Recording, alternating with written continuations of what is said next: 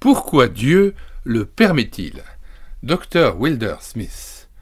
Causerie radiodiffusée, 3e édition 1983, traduit de l'allemand par Pierre Borel.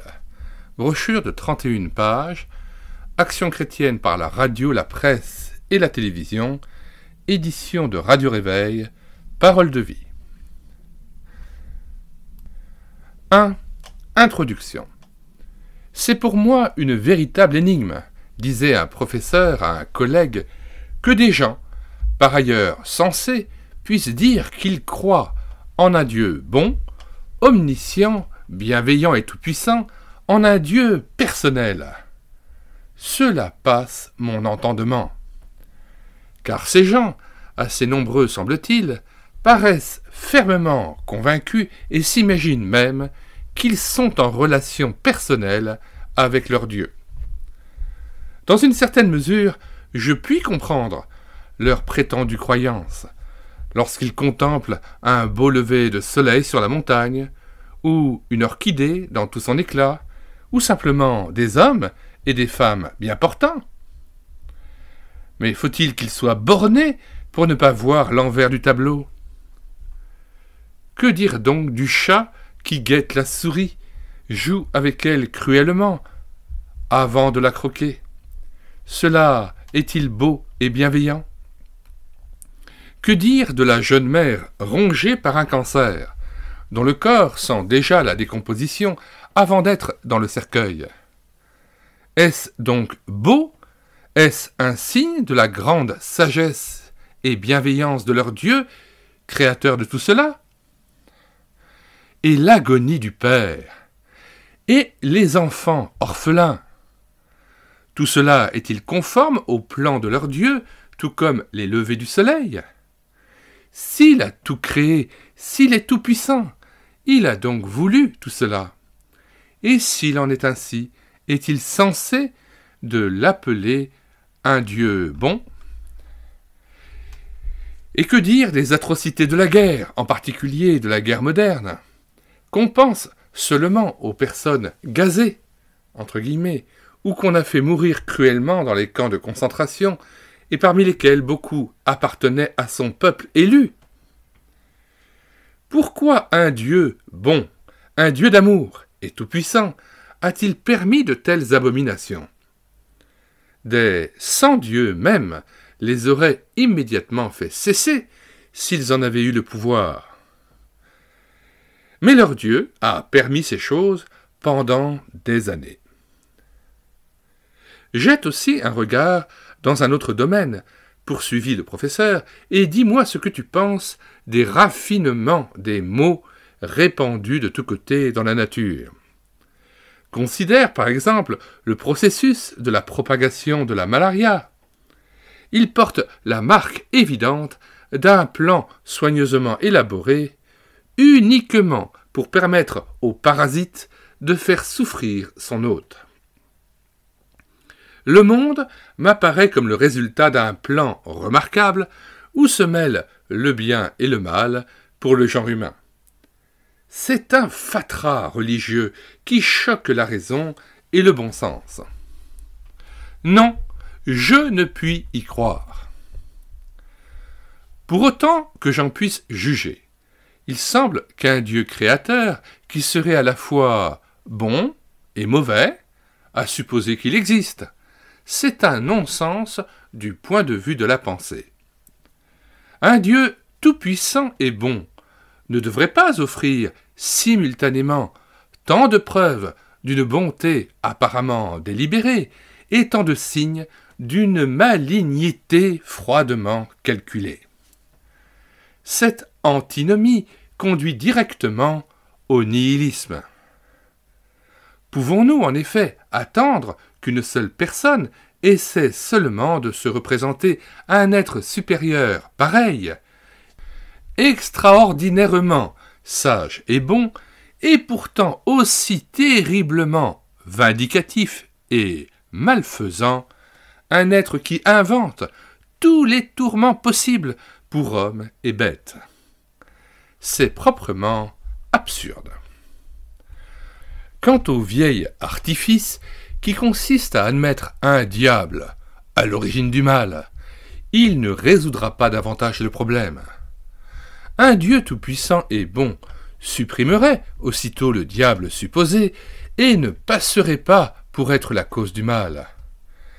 Et si Dieu n'était pas tout-puissant et qu'il ne pût l'empêcher d'agir, le diable serait aussi un Dieu. Alors nous en viendrions finalement aux idées primitives selon lesquelles le ciel est peuplé de divinités en guerre les unes avec les autres. Mais grâce au progrès de l'esprit humain, il y a des siècles qu'elles sont abandonnées. Autrefois je disais volontiers, continua-t-il avec force, que j'étais agnostique, et que par conséquent je ne savais rien de certain en cette matière. Aujourd'hui, j'ai acquis la conviction que je suis en réalité un athée. Somme toute, je ne crois pas en un Dieu, qu'il soit bon ou mauvais. Pareille croyance présente plus de difficultés qu'elle n'en écarte, et complique encore les choses. Ne voulant pas obscurcir plus longtemps mon esprit avec ces questions, je les bannis de ma pensée.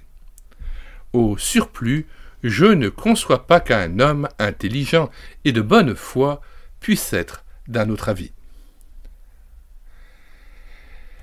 N'est-ce pas là les questions que beaucoup de gens se posent de nos jours?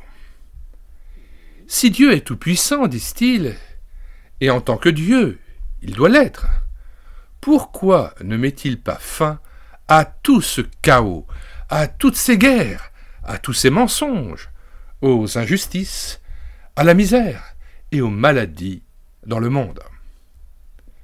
Comme me disait un étudiant il y a quelques années, « Pour croire à votre Dieu, j'attends qu'il crée un monde meilleur. S'il nous aime, ainsi que la Bible l'assure, pourquoi ne fait-il pas disparaître toute la misère et ne remet-il pas tout en ordre? Serait-ce qu'il ne se soucie plus de nous?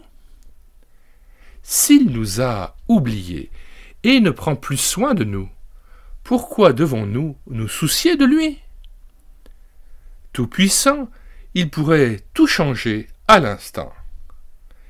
S'il ne l'était pas, il cesserait d'être Dieu, et dans ce cas, qu'avons-nous besoin de nous occuper de lui?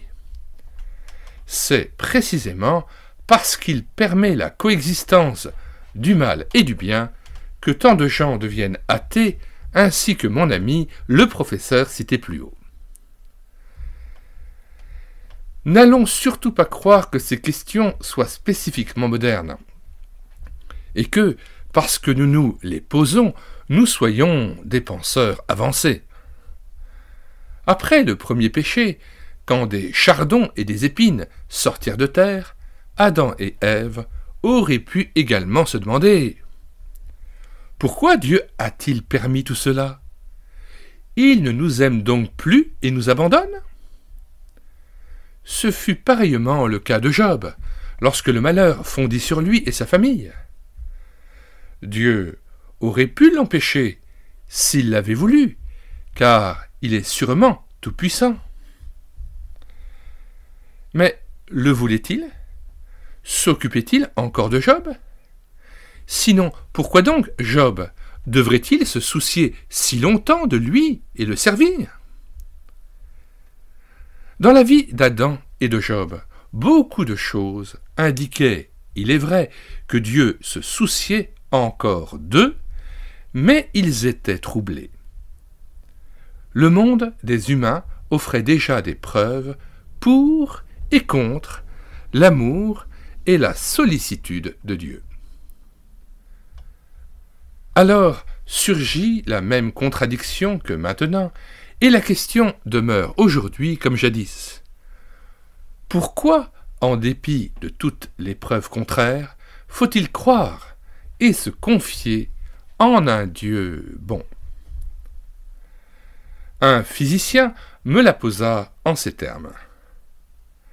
Pour entrer dans son royaume, Dieu pose une condition essentielle, la foi en lui.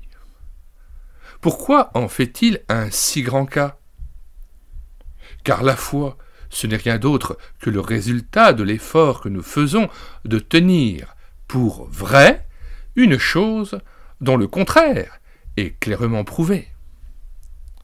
Ainsi, Dieu paraît apprécier hautement une chose qui heurte notre nature et le sens commun en limitant une de nos plus hautes facultés, celle de raisonner et d'agir en conséquence. La foi se fie à une chose qu'elle ne voit pas, c'est-à-dire qu'elle accepte une preuve qu'elle ne peut fournir. En somme, la question de ce physicien est celle-ci. Pourquoi Dieu ferait-il dépendre une grâce particulière d'une condition préalable, à savoir que l'homme croit contre toute évidence? Pour en revenir à notre premier ordre d'idées, le problème est le suivant. Si un seul et même Dieu associe dans son plan le bien et le mal, le beau et son contraire, il ne peut être sérieusement l'objet de notre pensée. Avant de poursuivre, demandons-nous ce que la Bible enseigne à ce sujet. Le premier chapitre de la lettre aux Romains enseigne clairement que la création ne contient aucune contradiction et nous donne une seule et unique représentation de Dieu, à savoir qu'il est un Dieu créateur, tout-puissant, et que l'univers proclame sa gloire. Car ce qu'on peut connaître de Dieu est manifeste pour eux, les hommes, Dieu le leur ayant fait connaître.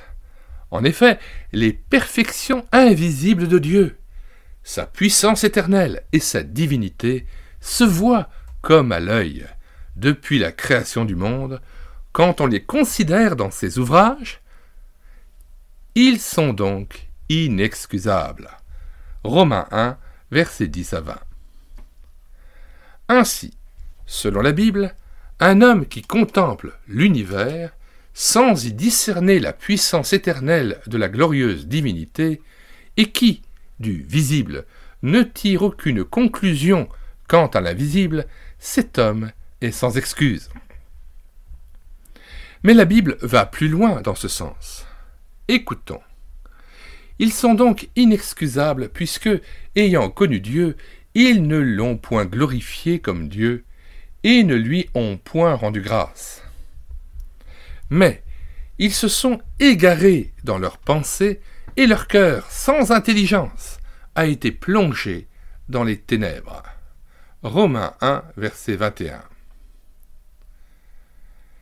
C'est-à-dire qu'un homme qui contemple l'univers sans déborder de gratitude envers Dieu et sans l'adorer devient, à la longue, incapable de faire un usage correct de ses plus hautes facultés, par exemple, de sa pensée. En outre, son cœur, sans intelligence et sans discernement, est plongé dans les ténèbres. Celui qui n'adore pas Dieu fait un mauvais usage de sa pensée, et l'abus d'une faculté entraîne généralement sa dégénération. En résumé, on peut affirmer que la Sainte Écriture ne témoigne pas une grande sympathie à l'homme qui a tant de peine à croire en Dieu, en vertu des objections intellectuelles exposées plus haut. Elle juge qu'un regard sur l'univers devrait suffire à tout homme d'intelligence moyenne pour qu'il soit convaincu de l'existence de Dieu et devienne un adorateur zélé. Il reste donc à voir pourquoi la Bible défend ce point de vue, car il est évident qu'il y a partout dans le monde des êtres pensants dont la contemplation de l'univers n'a pas fait des adorateurs de Dieu. Au contraire, ils se sont achoppés à toutes sortes de difficultés intellectuelles qui les en ont détournés. Le visible, ce qu'on peut connaître de Dieu, Romains 1, verset 19, ne leur a pas révélé l'invisible. Au contraire, il n'y croit plus, car, en présence des contradictions et anachronismes du monde visible, il juge l'invisible ridicule ou inutile, superflu pour une pensée sérieuse. Aussi, dans de nombreux milieux, le chrétien passe-t-il pour un individu à l'intelligence bornée, entre guillemets. On y admet que son intellect est incapable de saisir les contradictions et les erreurs inhérentes à sa foi naïve et intellectuellement limitée. Fin de la lecture de l'introduction. Pourquoi Dieu le permet-il? Dr. Wilder Smith. Deuxième partie, l'origine du mal. Mais les difficultés mentionnées plus haut sont-elles bien réelles? La foi au Dieu de la Bible se heurte-t-elle à des obstacles insurmontables? Voyons si une expérience personnelle n'éclaircira pas mieux ces questions que de nouvelles discussions purement théologiques. Avant la Deuxième Guerre mondiale, j'ai visité plusieurs fois le dôme de Cologne, pour lequel j'avais une prédilection. Inlassablement, je contemplais cette magnifique cathédrale gothique, l'élégance des piliers élancés, la hauteur de la voûte, les vitraux polychromes et les orgues. Plus encore que l'édifice, j'admirais les architectes et les maçons qui, au cours des siècles, avaient conçu et construit cette belle cathédrale. Car cette harmonieuse construction était manifestement l'œuvre de techniciens compétents, doués d'un sens esthétique élevé. Ainsi, sans disposer de nos machines modernes qui eussent facilité leur travail, nos ancêtres ont érigé un chef-d'œuvre qui témoigne de leur intelligence et force notre admiration. Pendant la Deuxième Guerre mondiale, Cologne fut l'objectif d'attaques aériennes graves, plus souvent peut-être qu'aucune autre ville de l'Europe occidentale. Se trouvant dans le voisinage immédiat de la gare de triage, régulièrement et sévèrement bombardé, le dôme fut atteint à plusieurs reprises et gravement endommagé. J'ai encore en mémoire le saisissement que son aspect me causa la première fois que je le revis après la guerre, en automne 1946. Les deux célèbres tours subsistaient encore, dominant un indescriptible amas de décombres. À part le dôme, presque tout était rasé ou en ruine. Au haut d'une des tours, une bombe avait creusé un cratère. Il avait fallu des tonnes de béton et de briques pour le boucher. Le toit était en ruine, l'orgue détruit, les fenêtres béantes. Tout alentour, à hauteur des genoux, gisait une masse indescriptible de débris, de bois déchiqueté, de maçonnerie pulvérisée et d'énormes blocs de pierre qui recouvraient en partie les trous de bombes. Ce tableau chaotique me fit une profonde impression, car ma pensée se reportait à la beauté passée de ce coin de terre. Mais jamais la pensée ne me vint d'imputer l'amas de décombres d'un si bel édifice à l'incapacité ou à une intention de ses constructeurs, sous prétexte que leur œuvre était en ruine devant mes yeux. Cette idée eût été absurde.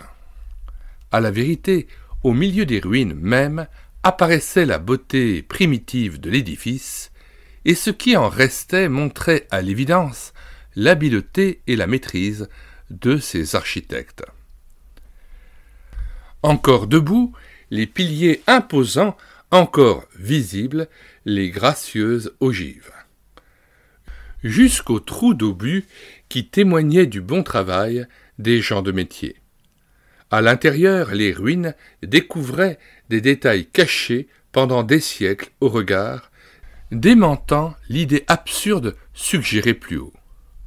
On peut même soutenir le paradoxe que la perfection des plans et de la construction était encore plus évidente dans l'état actuel de l'édifice que lorsqu'il était intact. Le dôme, abîmé par les bombes, présente une certaine analogie avec la création telle que nous la voyons aujourd'hui. Un mélange, un pêle-mêle, où l'ordre et le chaos, la beauté et la laideur, l'amour et la haine sont inextricablement enchevêtrés. Néanmoins, il serait illogique d'en tirer les deux conclusions suivantes. 1. La création n'est pas le fait d'un créateur ou d'un esprit. Telle est pourtant la position de notre athée. Nous nous souvenons en effet qu'il disait ne voir que des contradictions dans la nature. C'est pourquoi il bannissait de sa pensée la notion de Dieu, jugée déconcertante. 2. On ne peut déceler dans la nature aucune marque de l'esprit. D'ordinaire, il est relativement facile de distinguer dans la nature l'ordre et le désordre qui s'y est introduit. Un amas de décombres permet parfois mieux que l'édifice intact de discerner les intentions réelles du constructeur.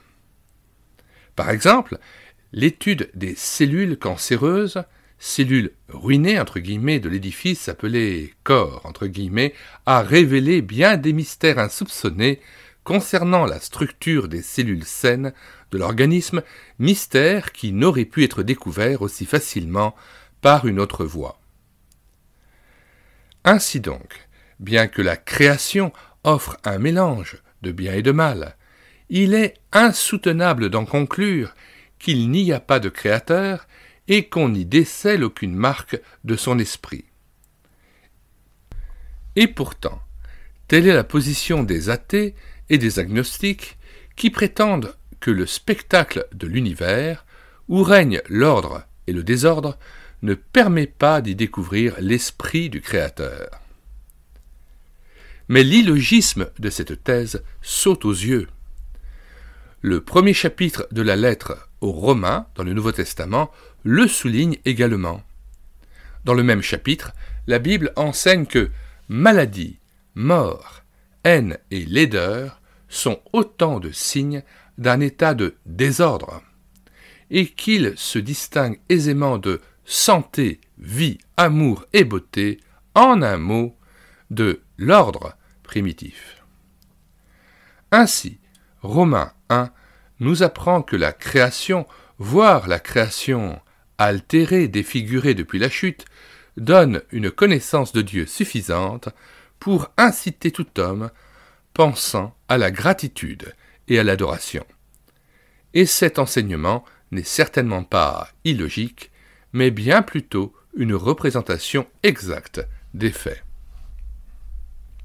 Nous souhaitons terminer la lecture de ce deuxième chapitre par la lecture de Romains 1, versets 15 à 32.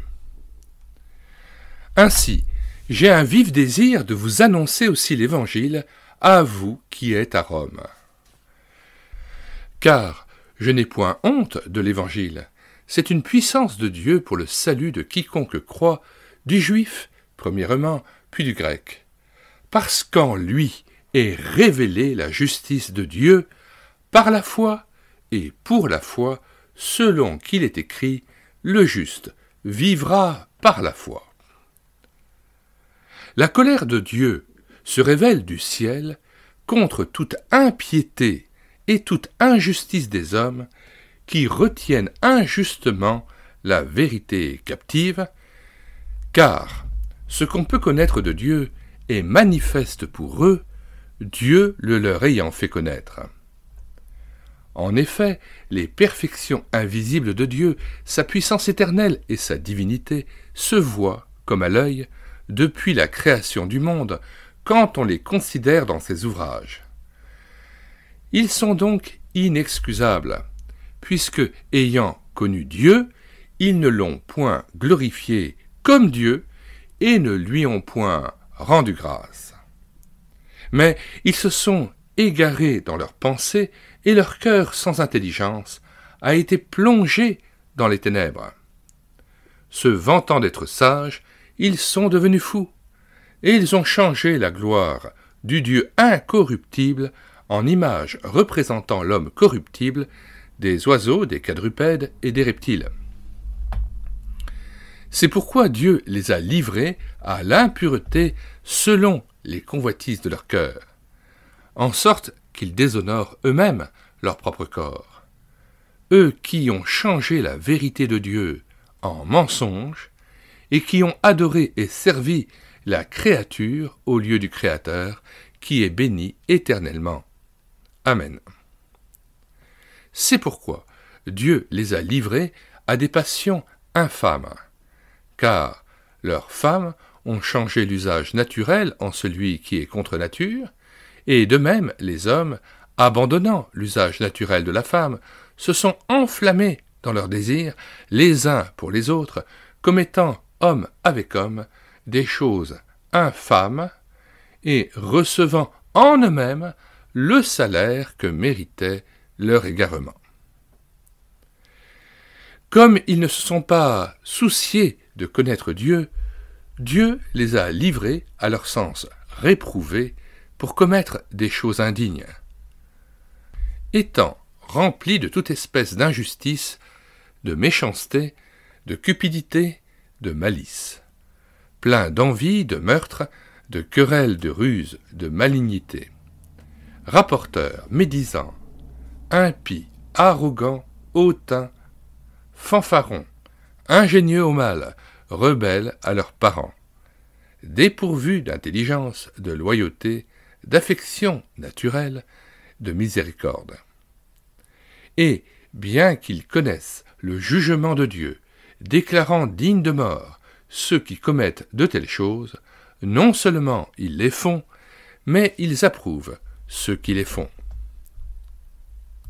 Fin de la lecture du chapitre 2, intitulé « L'origine du mal ».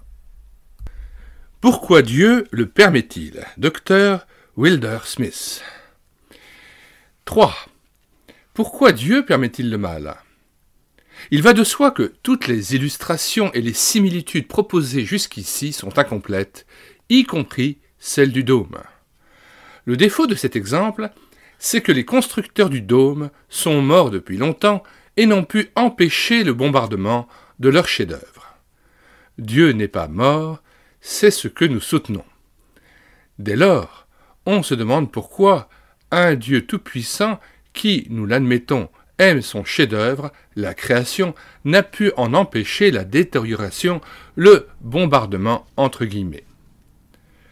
Nous nous rappelons que dans le chapitre 2, l'auteur parlait de la cathédrale de Cologne qui avait été fortement endommagée par les bombardements pendant la Deuxième Guerre mondiale. Les questions de ce genre, pourquoi Dieu n'arrête-t-il pas cela, surgissent ordinairement lorsqu'on n'a pas pris la peine de réfléchir à la nature de l'amour ou d'une quelconque vertu. En s'y appliquant, on trouve assez facilement la réponse qui satisfait pleinement l'intelligence. Dans le problème qui nous occupe, posons-nous la question liminaire. Quelle est l'essence de l'amour en particulier, de la vertu en général? Sans doute ne pouvons-nous parler de l'amour de Dieu qu'imparfaitement, car Dieu est infini et l'infini échappe à notre pensée. Aussi, n'est-ce pas mon propos de traiter de l'amour et de la vertu du point de vue divin ou humain d'une façon exhaustive? Nous voulons simplement considérer cette question par rapport à notre problème principal. La Bible nous le dit clairement. La volonté de Dieu est que nous ayons une connaissance suffisante de son amour.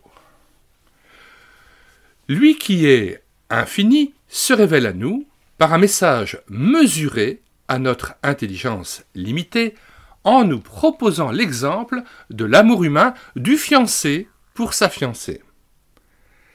Son fils, Jésus-Christ, se déclare à plusieurs reprises le fiancé de l'Église. Dans les relations humaines, c'est le jeune homme qui fait les premiers pas. Il se pourrait qu'au départ, l'élu, entre guillemets, l'élu UE de son cœur, ne soit pas consciente des sentiments qu'elle suscite, jusqu'au jour où elle réalise qu'elle est l'objet des attentions du jeune homme. Mais au début, l'amour est généralement unilatéral, et un amour unilatéral peut être très douloureux, car pour être heureux, il doit être partagé. Dans cette situation, le jeune homme se pose une question brûlante entre toutes. Celle que j'aime répond-elle à mon amour? Puis le moment vient où la jeune fille elle-même s'interroge en vue d'une décision. Prudente et sage, elle y réfléchira sérieusement, en parlera au Seigneur dans sa prière, prendra éventuellement conseil de ses proches. Et si elle peut répondre « oui », grande est alors la joie des deux cœurs qui se sont confiés l'un à l'autre dans l'amour et la fidélité. Mais attention, il y a des conditions à remplir. 1. Le jeune homme doit chercher à gagner l'amour de la jeune fille, non le forcer, car la contrainte tue l'amour et ne récolte que haine et amertume. L'amour est lié au respect absolu du partenaire. Il repose sur le libre consentement mutuel, car sans la liberté, tout amour véritable est impossible.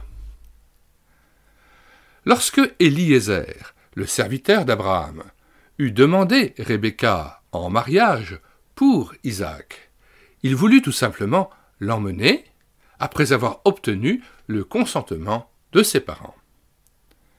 Mais ceux-ci répondirent « Appelons la jeune fille et consultons-la. » Ils appelèrent donc Rebecca et lui dirent « Veux-tu aller avec cet homme ?» Elle répondit « J'irai. » Alors, ils la laissèrent partir, Genèse 24, sachant que sa décision libre et publique était le seul fondement valable du mariage. Il en va de même dans tous les pays civilisés où les deux fiancés doivent manifester librement leur volonté par un « oui » lors du mariage civil ou de la bénédiction nuptiale. 2. Le mépris de ces règles a des suites tragiques. Témoin les amours d'Amon et de Tamar, de Samuel 13. Amon conçut une violente passion pour la fille du roi, la belle Tamar. Mais il n'eut pas la patience d'obtenir son consentement. Il l'attira en feignant la maladie et abusa d'elle, tant son désir était forcené. Un amour impatient n'est souvent que du libertinage.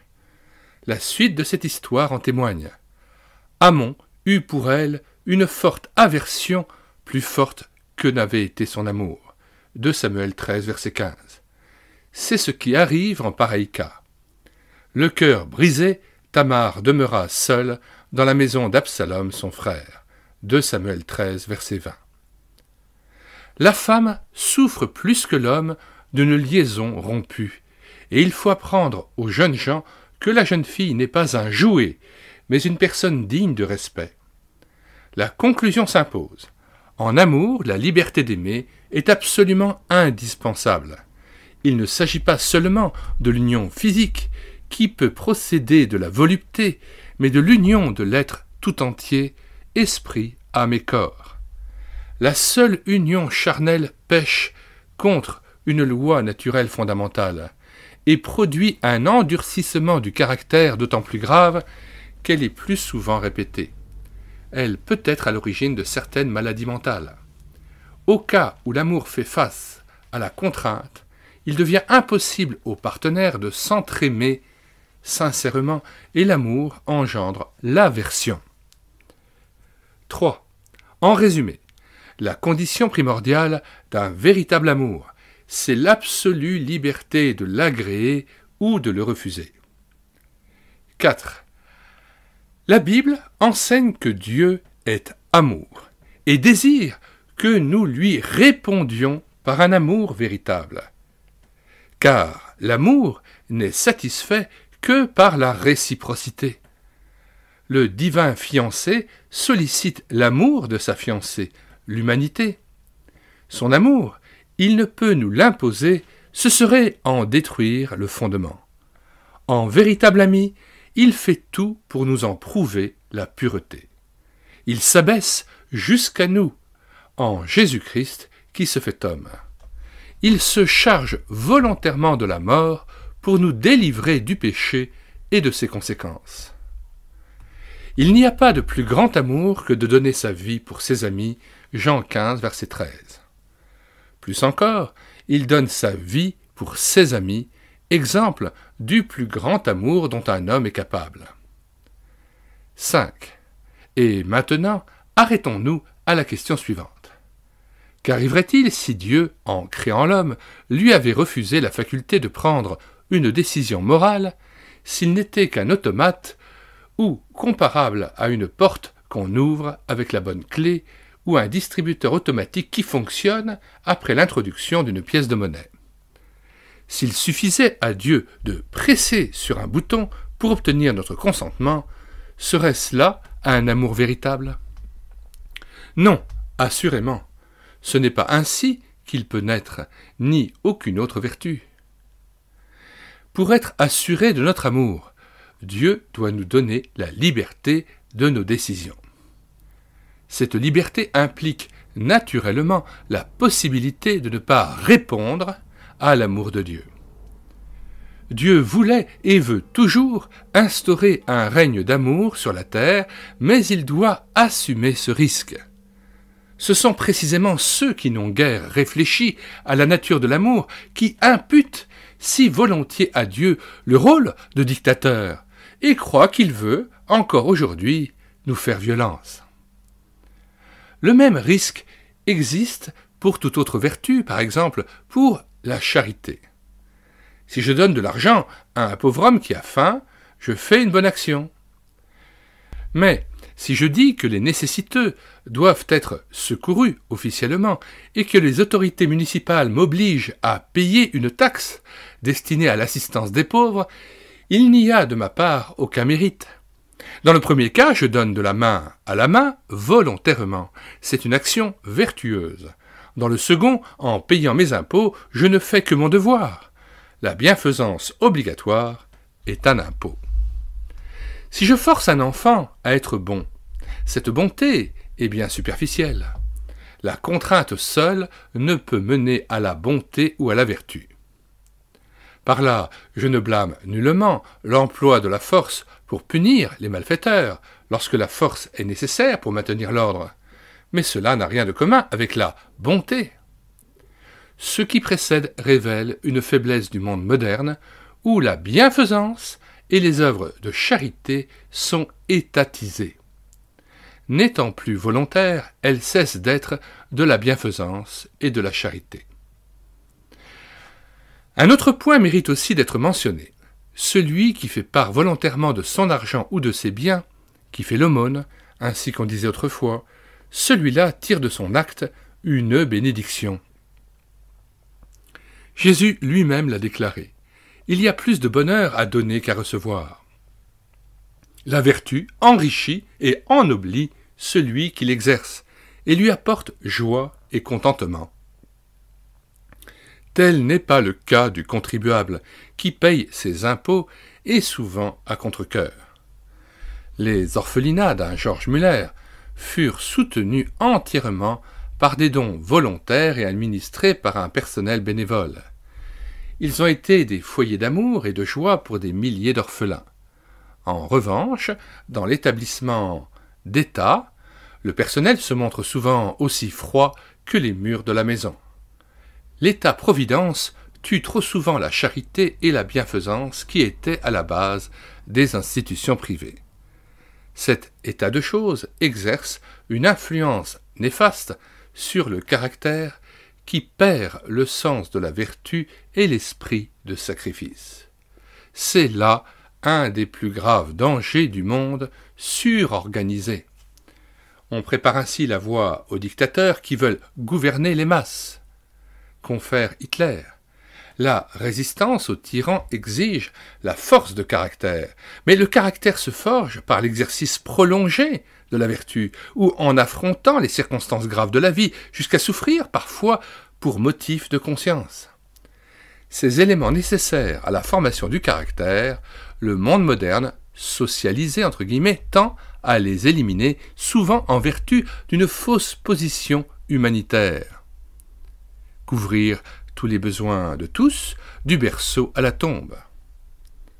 Aussi, les êtres forts et prêts à souffrir pour leurs convictions sont-ils de plus en plus rares. En créant le monde céleste et les anges, le plan de Dieu était de fonder un royaume d'amour et de vertu. Mais ils avaient la faculté de l'accepter ou de le rejeter. La Bible rapporte qu'un grand nombre suivit Lucifer, leur chef, lorsqu'il se détourna de son Créateur. Rebelles, ils sont désormais déchus et malfaisants. Ainsi, la simple présence du mal dans un monde créé par un Dieu tout-puissant montre que le bien et la vertu sont véritables, que l'amour est réellement amour, et non, comme on le dit parfois, une forme déguisée de l'égoïsme. La simple existence du mal dans la création d'un Dieu tout-puissant est en réalité une bonne preuve que Dieu est vraiment amour. Après sa rébellion, Lucifer voulut gagner d'autres êtres à sa cause. Dans ce but, il s'approcha d'Adam et d'Ève, capables eux aussi de se décider librement. Faisant un mauvais choix, ils se détournèrent du Dieu unique, introduisant le péché et la souffrance dans la création. Mais n'est-ce pas la preuve de l'estime en laquelle Dieu tient les hommes? Il nous prend vraiment au sérieux, nous, nos décisions et notre amour, et cherche à les gagner tout en respectant notre liberté. Cela explique pourquoi il appelle les hommes par la folie, entre guillemets, de la prédication de la croix, et non en nous envoyant des anges puissants ou des apparitions d'esprits surnaturels qui ne feraient que nous jeter dans l'effroi. Le dessein de Dieu est de gagner notre confiance et notre amour.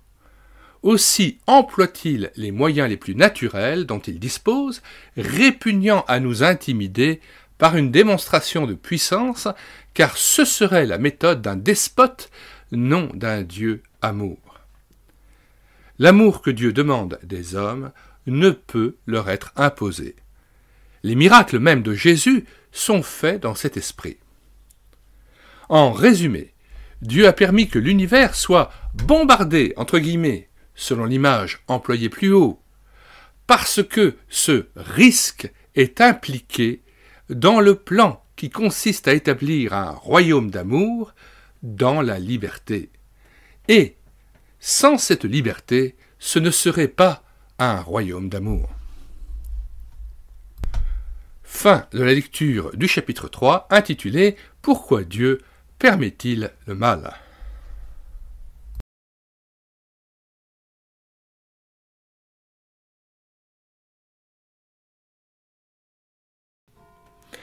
Pourquoi Dieu le permet-il?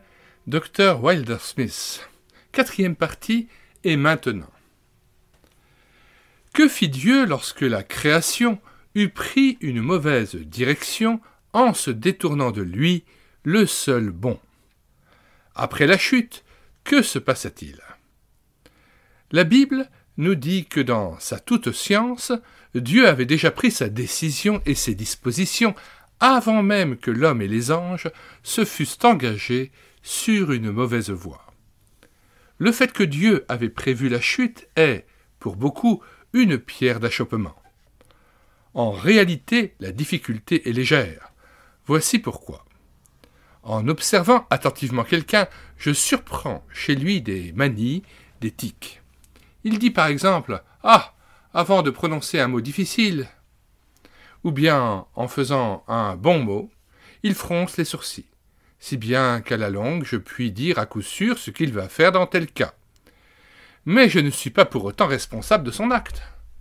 Dieu ne l'est pas davantage de la conduite d'Adam et d'Ève, c'est-à-dire du genre humain, puisqu'il les avait doués d'une volonté libre. Prévoyant la chute des anges et des hommes, il était prêt, avant la création du monde, à envoyer son Fils en victime propitiatoire. Victime propitiatoire, c'est-à-dire que Christ a expié nos péchés à la croix et a payé à notre place le prix de nos péchés. C'est-à-dire qu'il est mort pour nous à notre place. Lisons Romains 6, 23, « Car le salaire du péché, c'est la mort, mais le don gratuit de Dieu, c'est la vie éternelle en Jésus-Christ, notre Seigneur. » Retour au texte. Cependant, beaucoup pensent que, par sa prescience, Dieu est impliqué dans le péché originel. Tout au contraire, ayant la faculté du libre choix, ce sont les créatures qui sont coupables, et le Créateur innocent. On se demandera peut-être ici pourquoi donc Dieu créa les anges, les hommes et le monde, bien que prévoyant la confusion qui en résulterait avec ses séquelles de haine, de misère et de malheur. N'y avait-il pas là de la malignité? En prévision du désastre à venir, le non-être n'eût-il pas été préférable? En principe, les mêmes questions se présentent à l'esprit en ce qui concerne nos propres existences, par exemple lors de notre mariage. Nous savons que nous éprouverons un jour la douleur de la séparation. Jusqu'à ce que la mort vous sépare, dit l'officiant, à moins que Christ ne revienne auparavant. Néanmoins, nous assumons ce destin, douloureux et inévitable, car nous savons aussi que la joie d'aimer enrichit notre vie, ne fût-ce qu'un seul jour. 40 ou 50 ans passent comme un jour, et ce bonheur vaut mieux que pas d'amour du tout. L'amour voulu de Dieu en oublie l'âme et nous dédommage surabondamment des tentations auxquelles il nous expose. En effet, tous ceux qui connaissent l'amour diront qu'il pèse bien plus que les soucis et les peines qui l'accompagnent. Il est évident que le Créateur lui-même ne pense pas autrement, car il nous a créés malgré tout et a couru ce risque prodigieux, persuadé que la chaleur de l'amour l'emporte de beaucoup sur l'amertume de la souffrance. Aimer pour un seul jour vaut infiniment mieux que de ne pas aimer du tout. Là où est la vie, l'amour est possible. Au surplus, les tentations et les souffrances d'ici-bas sont passagères, tandis que la noblesse des caractères, trempés par les épreuves, dure éternellement. Tout bien considéré, il faut reconnaître que la création, du moins sous le rapport de l'amour, était une tentative qui en valait la peine. Mais qu'en est-il maintenant depuis la chute par laquelle le péché est entré dans le monde? Que fait le Dieu qui est la personnification de l'amour? Voyons comment se comporte celui dont l'amour est véritable, mais incompris et repoussé. L'Écriture dit « L'amour est patient, il ne s'irrite point, ne soupçonne point le mal, il espère tout, il supporte tout, l'amour ne périt jamais. » 1 Corinthiens 13, versets 4 à 8. L'amour peut donc tout supporter dans l'espoir d'être finalement agréé. Dieu s'attendait à la rébellion qui entraîna le désordre et la perdition.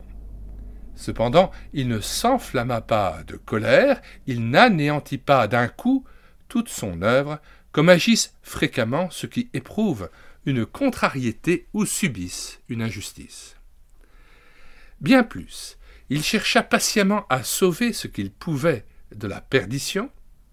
Hommes et anges étaient sérieusement avertis des suites d'une désobéissance, mais il ne se coupa naturellement pas le chemin de nos cœurs en ayant recours à la contrainte. Car alors, tout amour véritable eût été définitivement exclu. Dieu usa toujours de patience pour nous ramener à l'amour et à la raison. Il mit enfin le comble à son amour en envoyant son Fils, qui donna librement sa vie pour nous tous, ne voulant même pas se défendre. Car il était venu, disait-il, pour les péchés de plusieurs. Maintenant, Dieu nous appelle et nous attend. Il veut que tous les hommes soient sauvés et parviennent à la connaissance de la vérité. 1 Timothée 2, verset 4. Le Seigneur ne tarde pas dans l'accomplissement de sa promesse, comme quelques-uns le croient, mais il use de patience envers tous, ne voulant pas qu'aucun périsse, mais voulant que tous parviennent à la repentance. 2 Pierre 3, verset 9. Cela n'implique pas que tous les hommes se repentiront, mais Dieu est prêt à accueillir tous ceux qui renoncent à leur erreur et se tournent vers lui. Et que, depuis la chute, Dieu attende si longtemps de juger les méchants, voilà une nouvelle preuve qu'il est bon, patient, lent à la colère. Quant à moi, c'est la seule façon d'expliquer. 1. Pourquoi un Dieu tout-puissant, omniscient et juste, n'a pas encore prononcé une sentence de mort sur tous les pécheurs, c'est-à-dire sur tous les hommes, car l'honnêteté nous oblige à nous ranger tous dans cette catégorie. 2. Pourquoi il n'a pas institué sur la terre et dans les cieux un état de marionnette entre guillemets qui lui soit entièrement soumis, ainsi que ferait un tyran ou un dictateur en pareil cas? À qui douterait qu'on puisse s'opposer à la volonté de Dieu? Demandons ceci. Est-ce Dieu qui a conçu le plan cruel, qui a froidement décidé de faire mourir dans les chambres à gaz 5 ou 6 millions de Juifs, parmi lesquels des femmes, des enfants et des vieillards? Soutenir que c'était autre chose que la résistance à la volonté de Dieu serait minimiser l'horreur de ce péché. La même conclusion s'impose à propos de l'emploi des armes atomiques contre des villes sans défense, sachant quelles en sont les suites terribles. Si nous n'étions que des marionnettes ou des fantoches, nous ne pourrions pas donner à Dieu le peu d'amour dont sa patience nous laisse la possibilité. Et ce peu d'amour, et le petit nombre de ceux qui se convertissent et deviennent de nouvelles créatures, entre guillemets, ont à ses yeux une valeur inestimable. Si le Seigneur avait immédiatement rendu son jugement, beaucoup de ceux qui, entre-temps, se sont convertis et tournés vers lui, auraient été perdus pour lui et son royaume. On raconte l'histoire suivante concernant le roi George VI et la reine Élisabeth. Nous la rapportons ici sans garantie, pour éclaircir le point que nous discutons. S'étant épris de la jolie Élisabeth d'Écosse, le futur roi alla lui demander sa main. Il fut éconduit. Il faut dire que sa parole embarrassée et sa gaucherie ne le rendaient pas particulièrement séduisant. Profondément affecté, le jeune homme alla prendre conseil de sa mère, la reine Marie. Elle l'écouta avec sympathie et lui demanda simplement s'il aimait vraiment Élisabeth ou s'il se contenterait d'une autre. Après réflexion, le prince répondit qu'il voulait Élisabeth ou personne. « Alors, dit-elle, tu n'as qu'une chose à faire. Retourne vers elle et demande-la encore une fois. » Surmontant sa fierté, il rassembla son courage et retourna chez la jeune et charmante Écossaise. Nouvelle demande, nouveau refus. Un peu remis de ce coup, il eut encore recours à sa mère qui l'écouta patiemment et lui demanda s'il tenait réellement à Élisabeth. Il répondit qu'il n'en pourrait aimer ni épouser aucune autre. Dans ce cas, dit-elle, il n'y a qu'une solution. Fais encore une tentative. Le jeune homme se rendit pour la 3e fois chez la jolie Écossaise. Frappée de son sérieux et de sa constance, elle comprit quel était son unique amour. Elle en fut touchée, mieux encore, l'ardeur de cet amour alluma dans son propre cœur un feu pareil, si bien qu'elle put dire qu'elle l'aimait et voulait devenir sa femme. Ainsi commença, à ce qu'on dit, une vie de famille heureuse qui dura jusqu'à la mort du roi. Certes, l'amour appelle l'amour, Pourtant, il doit souvent faire preuve de patience envers son partenaire. Ensuite, il faut qu'il soit entretenu afin que sa chaleur se maintienne et réponde aux intentions de Dieu en apportant le vrai bonheur. Toujours arrive un moment où l'on doit donner à son partenaire une réponse définitive, un oui ou un non catégorique. Mais l'autre aussi peut décider librement combien de temps il patientera et supportera le refus. Et cette dernière décision d'abandonner la partie, il la prendra encore avec amour et le plus tard possible. Mais si l'appelé, entre guillemets, en épouse un autre, la question est résolue. L'Écriture nous apprend que cela peut également se produire sur le plan spirituel, lorsque l'Esprit de Dieu ne se soucie plus de l'esprit d'un homme. Il arrive que l'Esprit de Dieu se désintéresse de l'homme et l'abandonne, bien que cela demeure caché à l'œil mortel. Dieu nous recherche, qu'on nous passe l'expression, comme le prétendant entre guillemets parfait. Jésus est l'ami de nos âmes, notre véritable ami de cœur. Mais il arrive un moment où nous pouvons délibérément en épouser un autre, entre guillemets, et nous exclure du Saint-Esprit. Nous pouvons tourner notre cœur vers des choses matérielles, nous pouvons nous adonner à des activités mondaines ou coupables, sans permettre à quiconque de nous en blâmer. Par là, nous nous détournons définitivement de lui. Alors, les jours de la grâce sont passés. La lettre aux Hébreux fait plusieurs fois mention de la fin de ces jours, par exemple, au chapitre 3, verset 11, chapitre 6, versets 4 à 6, chapitre 10, versets 26 à 30. Elle est irrévocable et nous offre un sombre tableau, destiné à nous servir de sérieux avertissements au cas où nous serions enclins à prendre à la légère l'œuvre de Dieu à notre égard. Nous allons lire maintenant précisément ces trois passages de l'Épître aux Hébreux. Épître aux Hébreux, chapitre 3, verset 11. « Je jurai donc dans ma colère, ils n'entreront pas dans mon repos. » Verset 12. « Prenez garde, frères, que quelqu'un de vous n'ait un cœur mauvais et incrédule, au point de se détourner du Dieu vivant. » Hébreux 6, 4 à 6. « Car il est impossible que ceux qui ont été une fois éclairés, qui ont goûté le don céleste, qui ont pris part au Saint-Esprit, qui ont goûté la bonne parole de Dieu et les puissances du siècle à venir, et qui sont tombés, soient encore renouvelés et amenés à la repentance, puisqu'ils crucifient pour leur part le Fils de Dieu et l'exposent à l'ignominie. » On peut lire la suite aussi. « Lorsqu'une terre est abreuvée par la pluie qui tombe souvent sur elle, et qu'elle produit une herbe utile à ceux pour qui elle est cultivée, elle participe à la bénédiction de Dieu.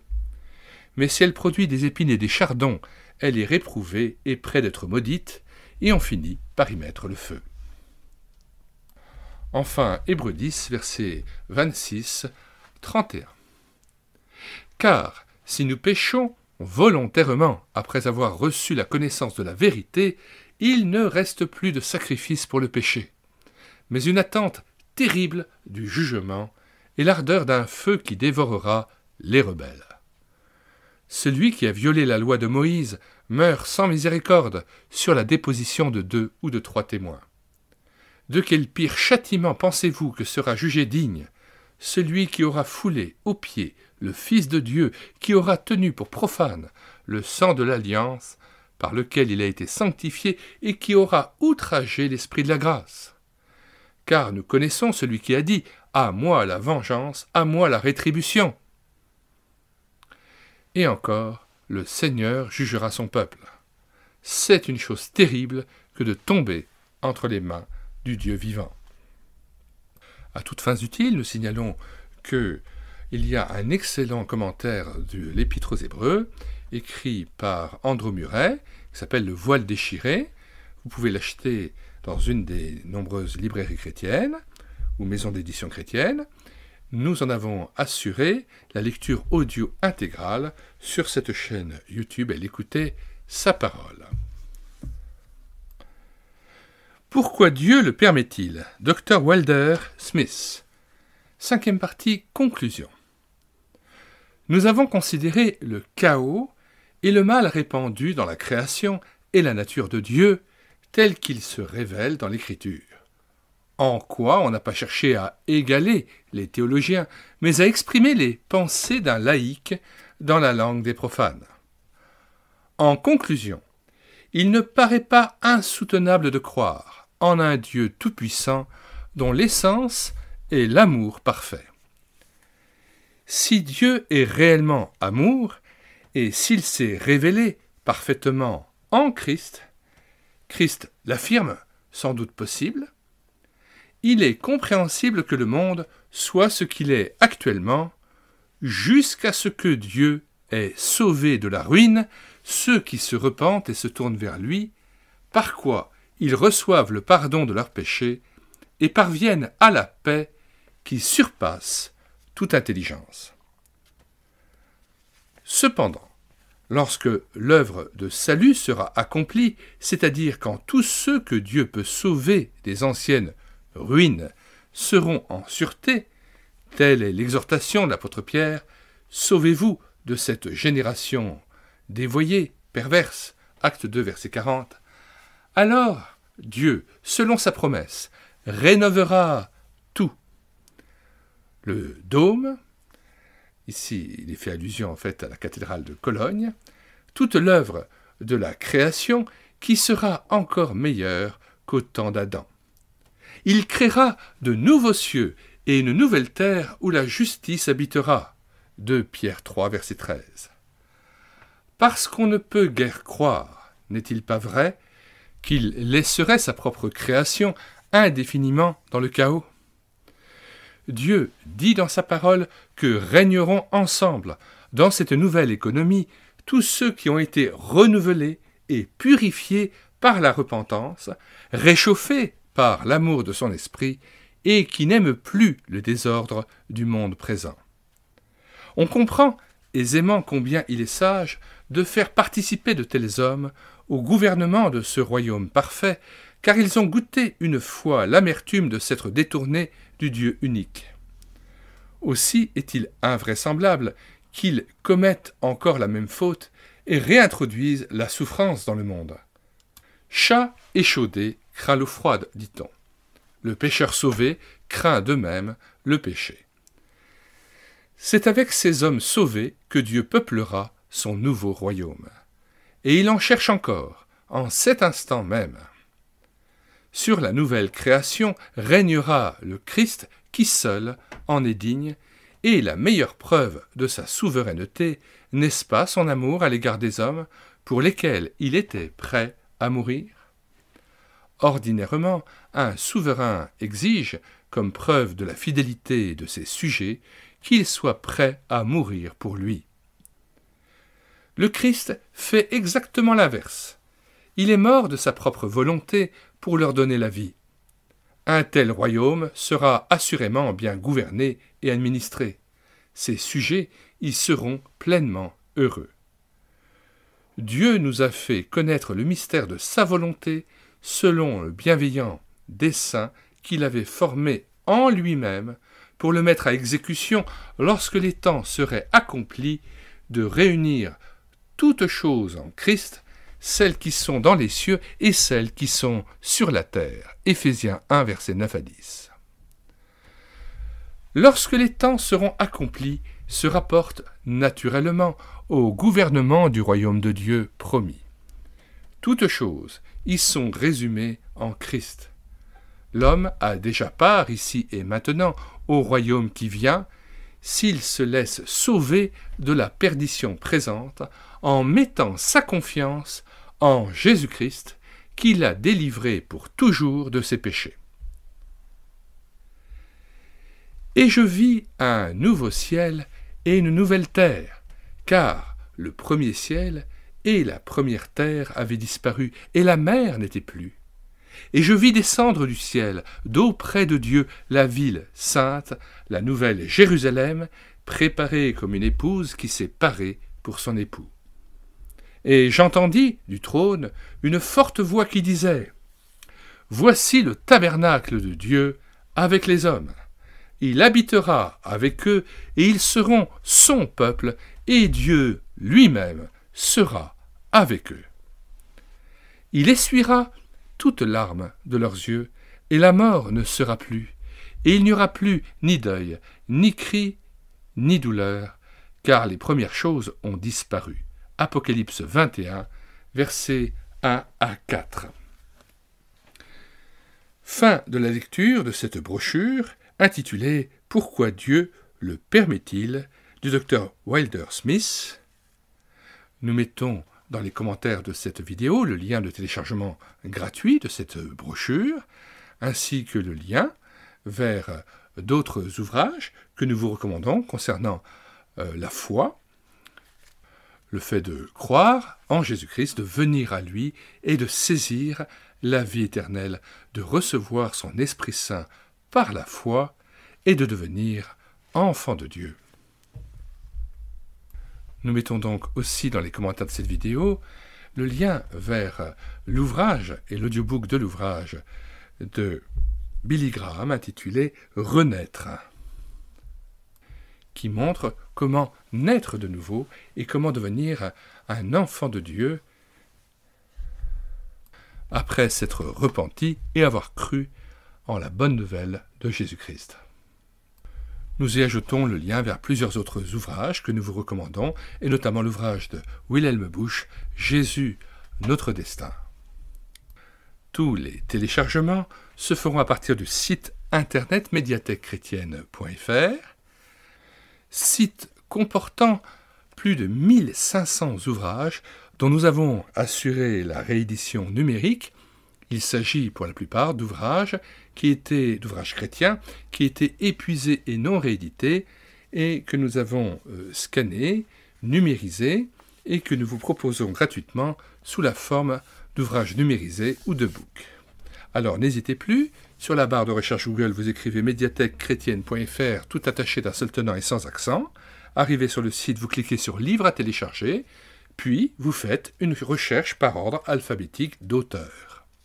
Par exemple, pour Smith, vous cherchez un S, puis une fois trouvé le Dr Wilder Smith, vous cliquez sur l'onglet « Pourquoi Dieu le permet-il » sur l'onglet donc « Lire, écouter, télécharger », puis vous cliquez sur « Télécharger le PDF » et l'ouvrage est disponible pour vous en lecture, sous sa forme numérisée, gratuitement et sans que vous ayez même à vous inscrire sur le site internet médiathèquechrétienne.fr. Tout est fait pour faciliter l'accès à cette ressource précieuse constituée de tous ces écrits des hommes de Dieu qui nous ont précédés et qui peuvent enfin revivre dans les cœurs et dont l'Esprit Saint peut se servir à nouveau pour nous permettre de grandir dans la foi et nous fortifier dans notre foi en Jésus-Christ.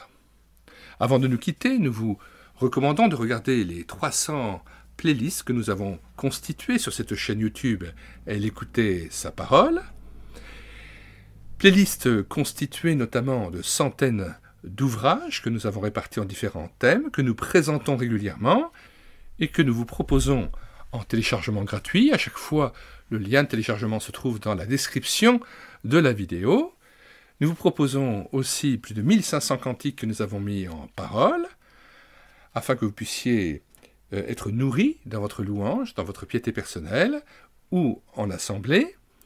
J'aime beaucoup aussi le fait de mettre en parole les cantiques, parce que cela permet aussi de les apprendre tout aussitôt et de pouvoir accompagner le chanteur, et notamment pour les chants interprétés en église. Nous avons pris en charge aussi plus de 100 audiobooks et lu et filmé plus de 80 BD tournesol avec caméra de documents. Je rappelle aussi que vous pouvez télécharger des centaines de BD tournesol, épuisés et non réédités, sur notre site internet médiathèquechrétienne.fr. Nous avons aussi lu et filmé avec caméra de documents plusieurs albums pour enfants d'Hélène Caswell. Nous mettons aussi dans les commentaires de cette vidéo le lien vers les audiobooks chrétiens que nous avons pris en charge sur cette chaîne YouTube, les audiobooks chrétiens pour les enfants et pour adolescents, les BD chrétiennes lues et filmées que vous pouvez aussi voir sur cette chaîne YouTube et l'écouter sa parole. Si vous voulez être au courant des différentes vidéos que nous produisons quasiment quotidiennement, abonnez-vous à cette chaîne et l'écoutez sa parole. Nous aimerions terminer la lecture audio de cet ouvrage « Pourquoi Dieu le permet-il » par la prière. Alors peut-être n'avez-vous jamais fait le pas de donner votre cœur au Seigneur. Peut-être que cet ouvrage vous a touché au fond de votre cœur, mais vous ne savez peut-être pas comment venir à Dieu. Eh bien, Jésus nous dit dans les évangiles, quand tu veux prier, eh bien, entre dans ta chambre, ferme ta porte. Et là, dans le secret, Dieu t'entend. Alors, je vous invite à faire une chose. Vous entrez dans votre chambre, vous mettez à genoux devant Dieu, et vous savez qu'il vous entend, qu'il vous écoute. Et là, vous vous repentez de votre vie passée, de votre éloignement de Dieu. Vous pleurez sur vos péchés, vous les dénoncez de vos lèvres, vous les confessez devant Dieu. Puis vous regardez à la croix. Vous dites, Seigneur Jésus, tu es mort à la croix pour ce péché-là, pour ce péché-là. Ton sang a coulé pour moi. Alors, ton sang me purifie de tout péché que je te confesse maintenant, de toute cette vie passée. Et je crois que, par la foi, je reçois ton Esprit Saint. Tu me scelles de ton Esprit Saint par la foi dans ce que tu as fait pour moi à la croix. Je sais que tu as expié mon péché, mais ce qui est plus beau encore, Seigneur Jésus, tu as ouvert une route nouvelle et vivante désormais qui me permet d'entrer en communion avec le Père, d'être rétabli dans cette communion et de pouvoir vivre dans le temple de Dieu, dans les lieux célestes, tous les jours de ma vie dorénavant. Il nous a ressuscités ensemble et nous a fait asseoir ensemble avec Christ dans les lieux célestes. Éphésiens 2. Seigneur Jésus, veuille entrer dans le cœur de mon frère ou de ma sœur qui m'entend et faire de lui ton temple par ton Esprit Saint. Que ton Père et toi puissent habiter dorénavant dans cette maison qui te soit consacrée afin qu'elle puisse vivre pour toi dorénavant, pour ton service, dans un esprit non pas d'esclave, mais de fils ou de fille de Dieu. Merci Seigneur pour ton amour éternel. Merci parce que tu as permis toutes choses dans nos vies pour que nous puissions en arriver à ce moment où nous te recevons, où nous vivons avec toi. Nous ouvrons la porte de notre cœur, Seigneur Jésus, comme tout à nouveau, et nous voulons te demander à nouveau d'en faire ton règne, de régner dans nos vies.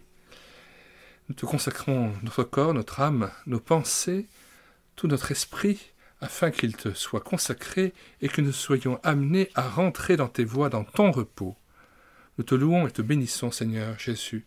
Amen. Nous citons cette parole de Jean 11, versets 25 et 26. « Je suis la résurrection et la vie. Celui qui croit en moi vivra quand même il serait mort, et quiconque vit et croit en moi ne mourra jamais. » Crois-tu cela ?